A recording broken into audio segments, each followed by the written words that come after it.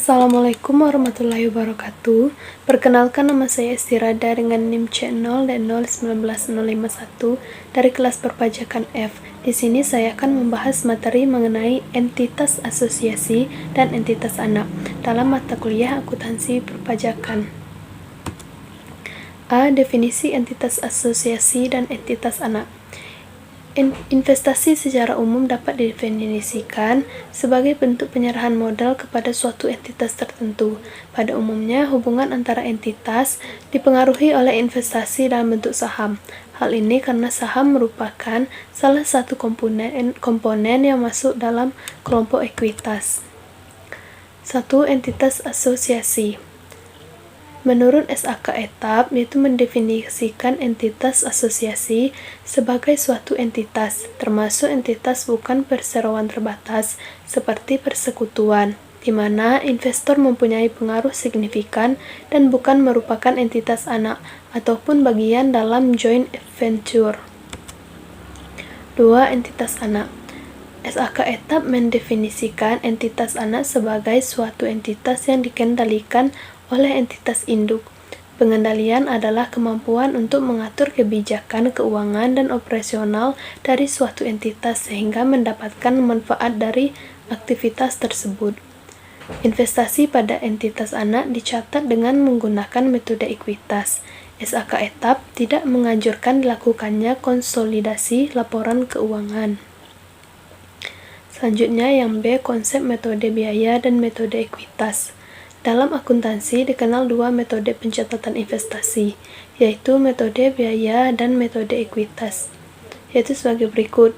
A. Metode biaya adalah metode pencatatan investasi yang pada awal perolehan investasi, investor mencatat investasi sebesar biayanya, dividen maupun distribusi laba dicatat sebagai penghasilan.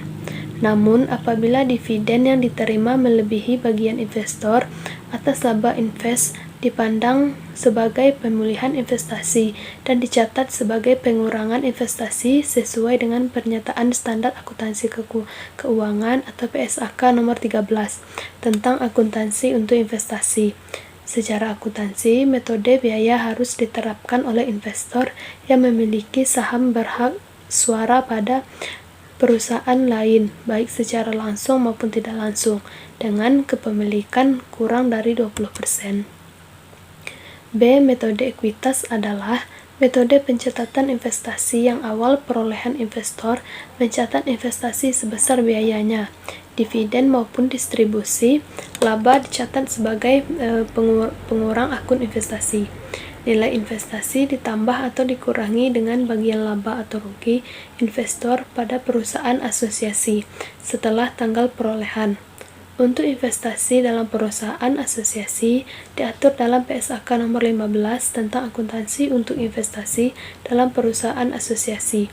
Metode ekuitas harus diterapkan oleh investor yang memiliki saham berhak suara pada perusahaan investi, baik secara langsung maupun tidak langsung dengan kepemilikan 20% atau lebih.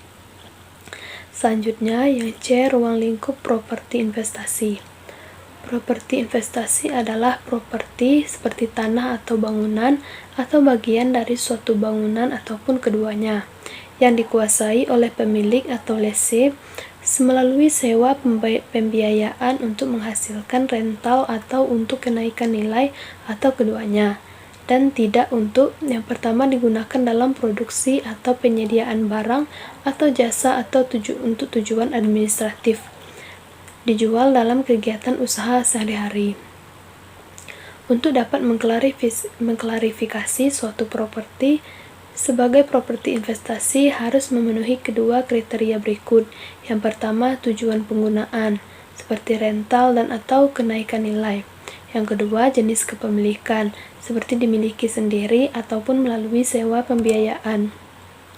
Adapun contoh properti investasi adalah yang pertama, tanah yang dikuasai dalam jangka panjang untuk kenaikan nilai dan bukan untuk dijual dalam jangka pendek kegiatan usaha sehari-hari.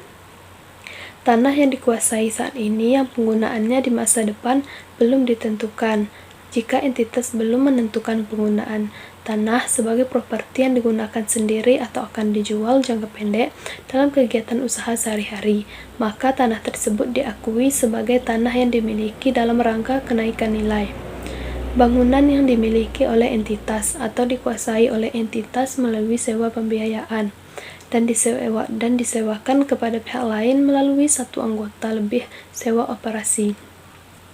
Bangunan yang belum terpakai tetapi tersedia untuk disewakan kepada pihak lain melalui satu atau lebih sewa operasi. Properti dalam proses pembangunan atau pengembangan di masa depan digunakan sebagai properti investasi.